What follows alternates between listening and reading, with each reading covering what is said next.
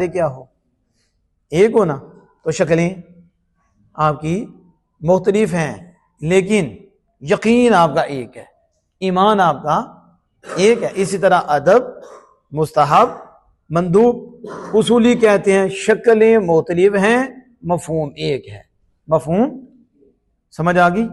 اچھا آگے دیکھیں، اور یہ جو ہماری کتاب ہے نا فقہ کی بڑی کتاب ماخذ در مختار، اس میں یہ ہے کہ مستحب کو مندوب بھی کہتے ہیں، مستحب کو ادب بھی کہتے ہیں، اور مستحب کو نفل بھی کہتے ہیں، مستحب کو تطوع بھی کہتے ہیں۔ کیا کہتے ہیں؟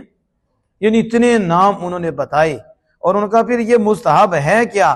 کہا جس کو نبی مکرم فخر دو عالم صلی اللہ علیہ وسلم نے ایک مرتبہ کیا تو دوسری مرتبہ چھوڑ دیا، ایک مرتبہ کیا اور دوسری مرتبہ چھوڑ دیا، اور علماء کرام اور سلف و صالحین نے جس طریقے کو پسند فرمایا اس کو مستحب، مندوب، تطوع اور نفل کہتے ہیں۔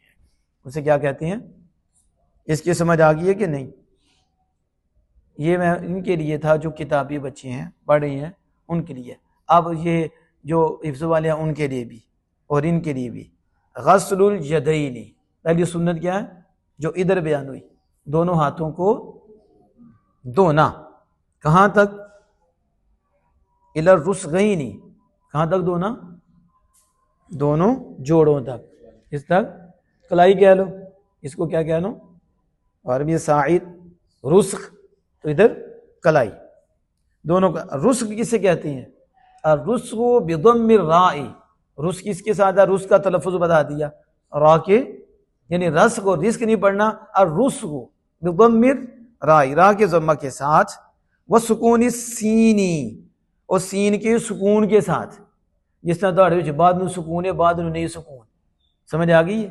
بعد ابھی کوئی ادھر دیکھتا ہے کوئی ادھر دیکھتا ہے تو کوئی اور کام میں لگا ہوتا ہے، تو اس کا مطلب کہتے ہیں سکون نہیں ہے، تو جب پھر کوئی سیدھا آ کے بیٹھا ہوا ہے اس کو سکون ہے، تو راہ پہ سکون نہیں ہے، راہ پہ حرکت ہے، اور سین پہ سکون ہے، یعنی سین کو سکون ہے راہ کو سکون نہیں، پتہ نہیں آپ راہ یا سین ہے، ٹھیک ہے؟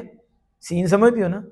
ایسا بڑا سونا سین ہے، الرسغ، ٹھیک ہے؟ تو سین پہ سکون ہے، باقی دو پہ سکون نہیں ہے، دونوں ہی متحرک ہیں دونوں، اور ان کے اوپر حرکت ہے۔ الرسغ السین المہملتی، سین کون سی ہے؟ مہملہ، کو ساری جان جائے مہملہ کینوں پتا مہملہ کیا ہے، ٹھیک ہے؟ شین تین نقطے والا نہیں ہے، تین نقطے والا نہیں ہے، بغیر نقطوں کی ہے، بغیر، یعنی الرشغ نہیں پڑھتے ہوئے، الرسغ بین الساعد المفصل الذی بین الساعد والکف۔ اب رسغ کسے کہتے ہیں؟ کہتے ہیں جوڑ کو کہتے ہیں۔ کس کو کہتے ہیں؟ وہ جوڑ کہاں ہے؟ کہتے ہیں وہ جو جوڑ ہے وہ ہتھیلی جو ہے، یہ جو ہتھیلی ہے، ہتھیلی کے درمیان اور کس کے درمیان؟ ساعد، کلائی کے درمیان، یہ ہاتھ، تو اس کو کیا کہتے ہیں؟ مفصل، کیا؟ اور یہیں کلائی ہے، اس تک کیا کرنا ہوتا ہے؟ ہاتھ کو، دونوں ہاتھوں کو دھونا، یہ سنت مصطفیٰ ہے صلی اللہ تعالی۔ اور جو کہا کہ برتن میں ہاتھ داخل کرنے سے پہلے، برتن میں کیا مطلب ہے؟ ان دونوں میں سے کسی ایک کو داخل کرنا، ان دونوں میں سے کرنا، کب؟ ہاتھ دھونے کے بعد، ہاتھ دھونے سے پہلے نہیں، ہاتھ دھونے کے بعد، یہ کیا ہے؟ سنت ہے۔ آگے سنیں کیا کہتے ہیں؟ کہتے ہیں کہ وہ یسن ھذا الغسل مرتین، یہ جو دھونا ہے نا یہ 2 مرتبہ سنت ہے۔ کتنی مرتبہ؟ بولو کتنی مرتبہ سنت ہے؟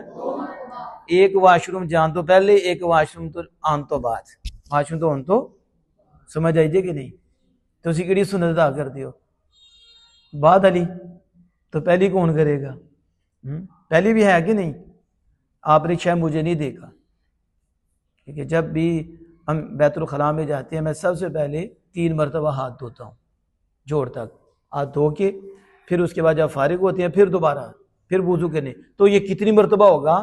3 مرتبہ ہوگا۔ کتنی؟ جب 3 مرتبہ آپ نے پہلے دھویا 1 مرتبہ، اسے 3 مرتبہ کیا نا، دھونا تو 1 مرتبہ ہی ہے نا، تو 3 دفعہ کرنا، اور اس کے بعد جب آپ واش روم سے واپس آئیں گے پھر آ کے پھر کیا کریں گے، یہ دوسری سنت ادا ہوئی.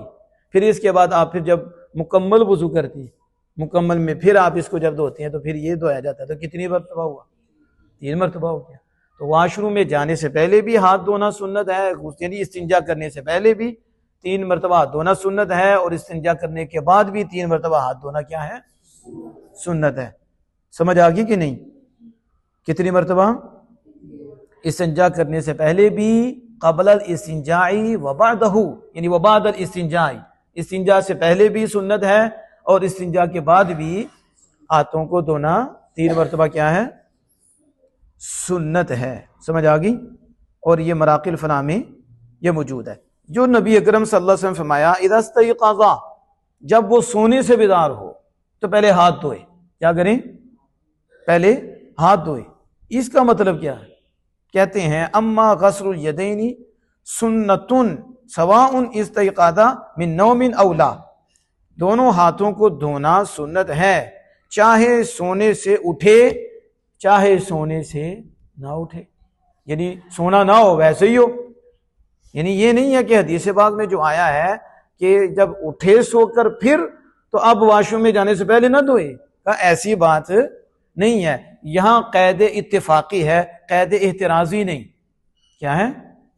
قید تجھے کو بھی اتفاقی ہو گیا، اتفاقی و احترازی کا بھی کیا ہو گیا؟ قید اتفاقی. کہتے ہیں یعنی حاض القید الاتفاقیہ، یہ قید الاتفاقیہ، یہ جو قید ہے یہ قید اتفاقی ہے، لل احترازیہ، یہ قید احترازی نہیں. قید، اس کو یوں سمجھو کہ اعتراضی یہ ہے کہ بس جب وہ سو کے اٹھے تو پھر ہی ہاتھ دھوئے، پھر ہی، یہ ہے اعتراضی. اور اتفاقی کیا ہے کہ اب سو کے اٹھے تو اس وقت ہاتھ کیا کرے؟ دھوئے. اب استنجا کرنے سے پہلے بھی ہاتھ کیا ہے؟ دھوئے. اس سے منع نہیں ہے. اس سے جیسے وہ حدیث پاک میں آتا ہے کہ سالے بچہ دعا کرے، سالے بچہ کیا کرے؟ یدعو لہ، تو بچے کی نیکی والدین کو ملتی ہے، اس کا اجر، اس کا ثواب بچے کو ملتا ہے. تو اب کیا بچہ دعا کرے گا تو پھر اسے ثواب پہنچے گا، تو بچے کے جو اعمال صالحہ ہیں اس کا کوئی ثواب نہیں پہنچے گا. تو پھر کہیں گے یہ بھی قید احترازی نہیں، یہ قید اتفاقی ہے. قید اتفاقی ہے. تو اسے یہ بھی پتا چلا کہ جو صحیح العقیدہ ہوتی ہیں وہ دعا کرتی ہیں. وہ کیا کرتے ہیں؟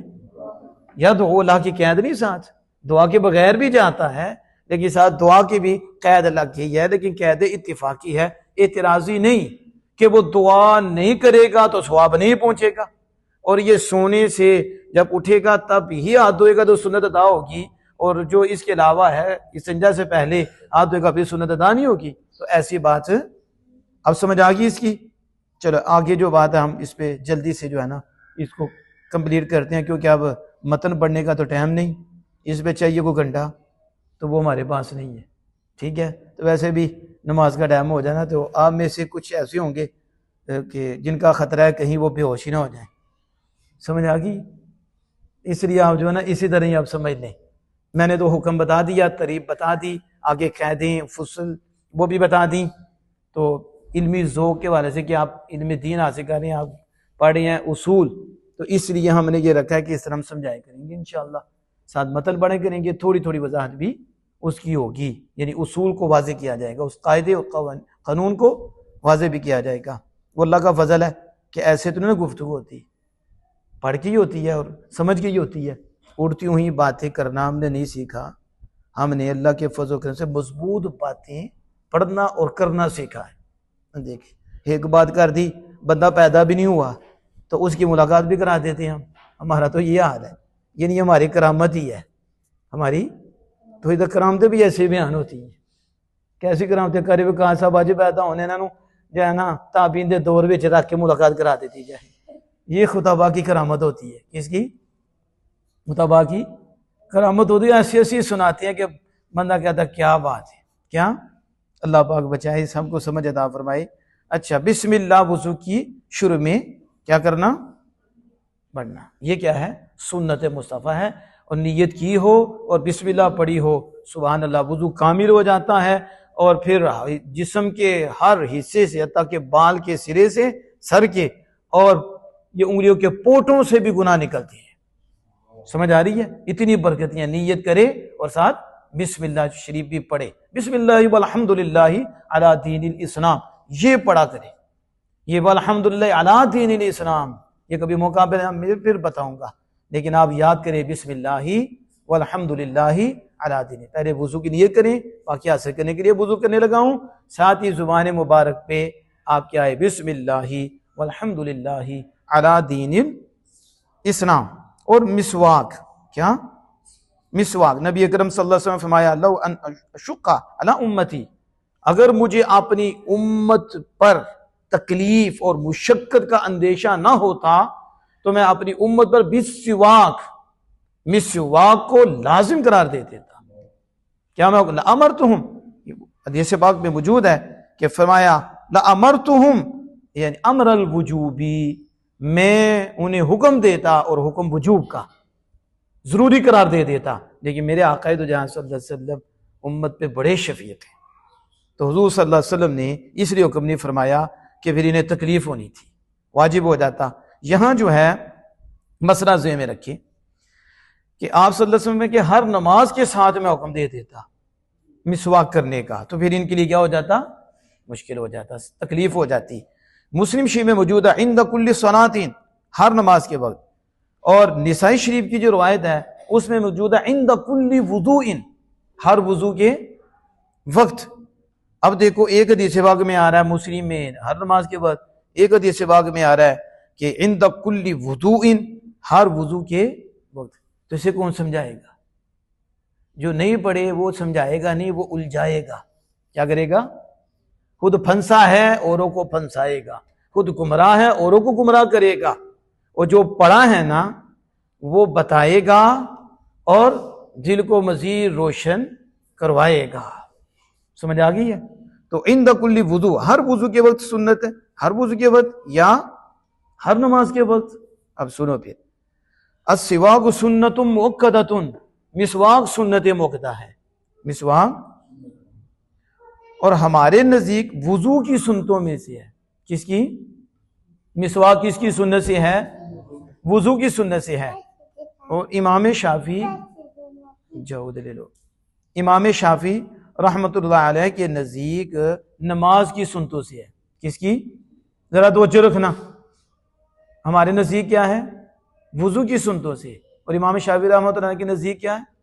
نماز۔ اس کا مطلب ہے کہ جو بھی نماز پڑھنی ہے امام شافعی رحمۃ اللہ کے نزدیک پہلے مسواک کرنی ہے، پہلے کیا کرنی ہے؟ پھر مسواک 5 ٹائم تھوڑے کو ہونی چاہیے، لیکن ہمارے امام فرماتے ہیں یہ وضو کی سنتوں میں سے ہے۔ وضو کی اختلاف کا فائدہ کیا ہو، کب ہوگا؟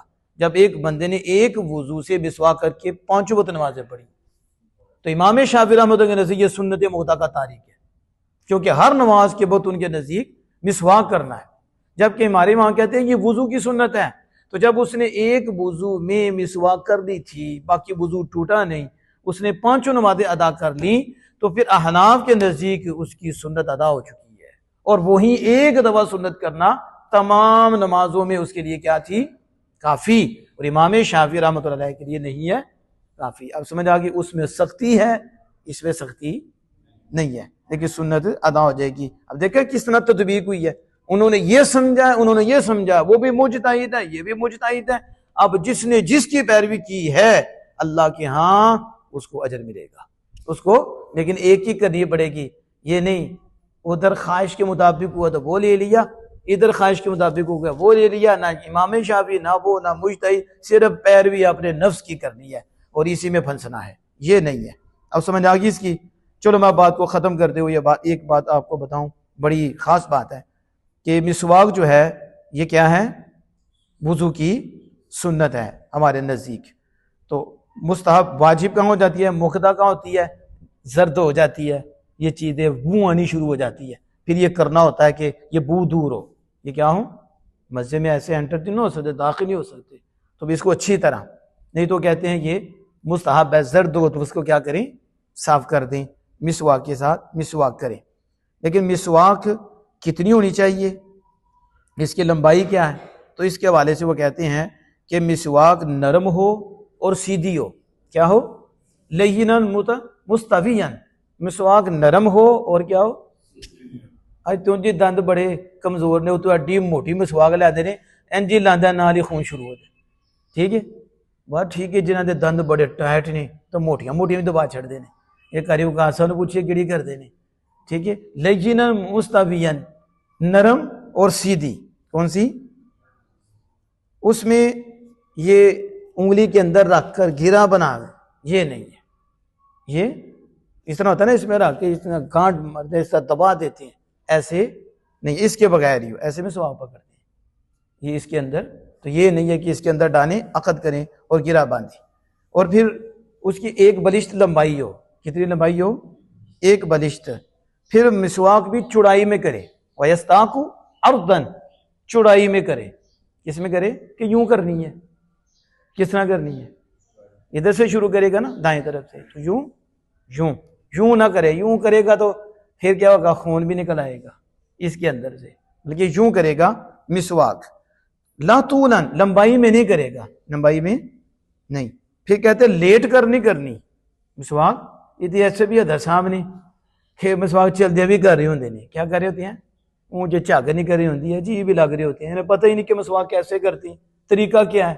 چلتے ہوئے مسواک کر رہی ہیں، کوئی لیٹ کے مسواک کر رہا ہے.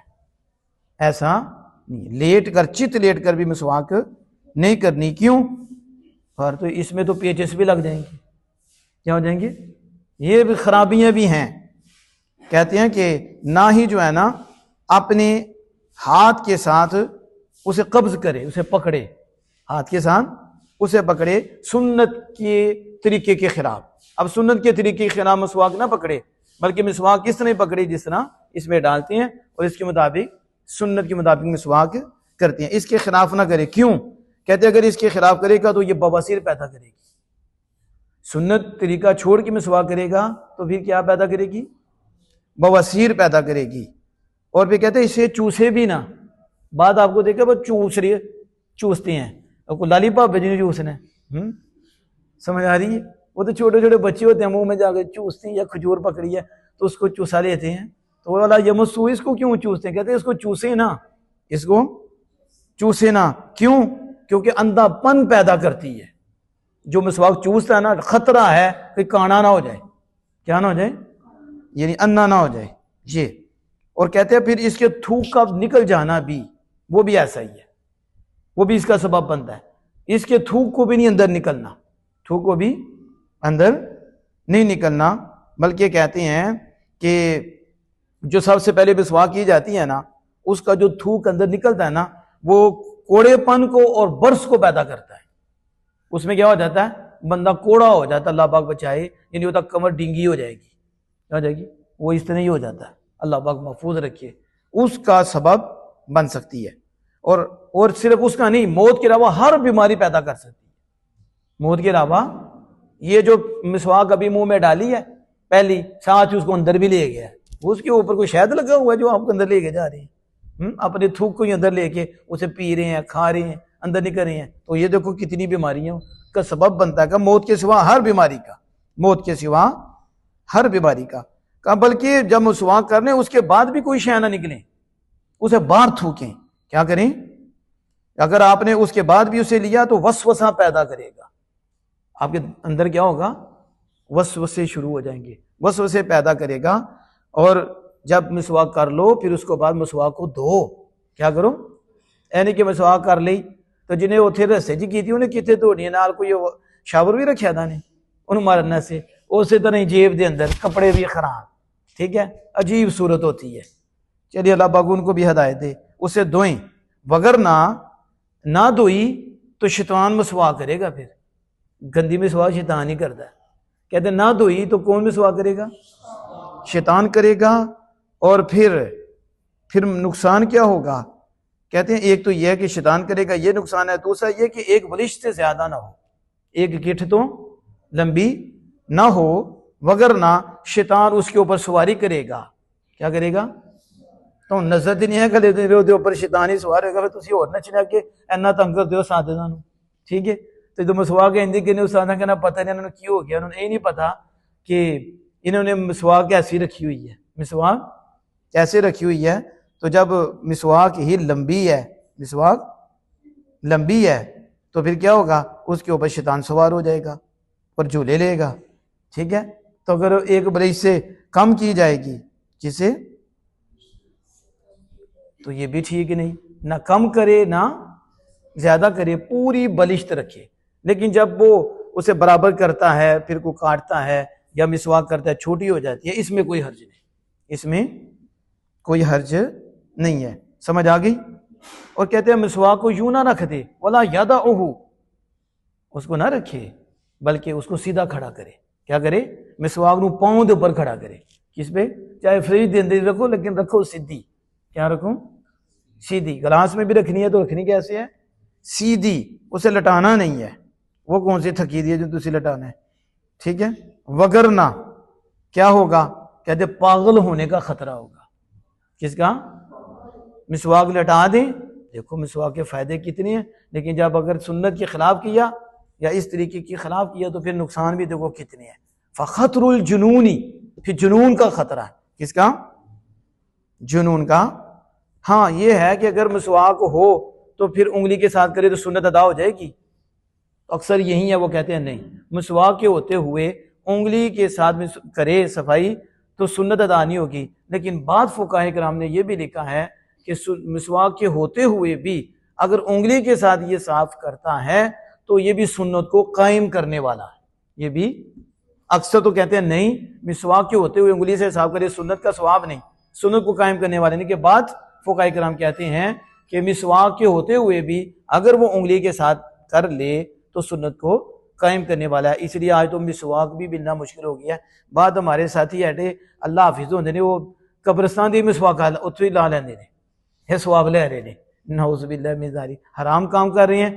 قبرستان سے یہ چیزیں اتارنا، مسواک اس کی بنانا، یہ ناجائز ہے. اس کو اپنی ملک کی، اس کے ملک میں ہے یا وقفی ہے یا اس کا مالک ہے تو اس کو کس نے اجازت دی ہے؟ یہ بکریوں کو بھی کھلا دیتے ہیں. یا قربانی کرنی ہے تو چلو ان قبرستان دے مال کھلائیے. نعوذ باللہ من ذالک. اندازہ لاؤ مجھاں نے بھی وہی تے بکریاں نے بھی وہی، تے کرنا کی اللہ دے راج قربانی. یا تو جہالت کی وجہ سے انہیں یہ کام کرتے ہیں یا علم ہے تو پھر بھی نفس اوپر ہے، تو وہ جو قربانی دینی ہے اس سے پہلے جو ہے نا یہ اسے حرام کھلاتی ہیں. کیا کرتی ہیں؟ پھر قبرستان میں لے جاتے ہیں، وہ قبروں پہ بھی چڑھتے ہیں اور انہیں ادھر سے جو ہے نا کھلاتے ہیں، حالانکہ اس کی اجازت نہیں ہے. مسواک ملنا مشکل ہو گئی ہے، مسواک ملنا. تو چلو انگلی تو ہے، کہ انگلی بھی ہے نہیں جی، انگلی تو ہے نا. تو انگلی میں اگر آپ ٹوتھ پیسٹ تھوڑی لگا نہیں، اسے لگا کے برش سے بچت کرو، برش کم استعمال کرو، انگلی کے ساتھ اسے لگاؤ، یوں کر کے کیا کر لو؟ صفائی کر لو. لیکن کھانے کے رات کھانے کے بعد. کس کے؟ یہ ٹوتھ پیسٹ کا مسئلہ ہے، مسواک کا مسئلہ نہیں. مسواک بیٹھ کر جس طرح طریقہ بتایا ہے آپ اس طرح کر سکتے ہیں. وضو سے پہلے، وضو کے لیے سنت ہے لیکن ویسے منع نہیں ہے، ویسے اس کے فوائد ہے. رات کو سونے سے پہلے بھی آپ اس کو کرو، پھر سو جاؤ. اور یہ اور چیزیں تھیں جہاں مسواک کرنا ہے لیکن اب وقت نہیں تھا. اللہ جل وعلا ہمیں سنت مصطفیٰ صلی اللہ تعالی علیہ وآلہ وسلم کا شدائی بنائے اور اس پہ عمل کی توفیق عطا فرمائے.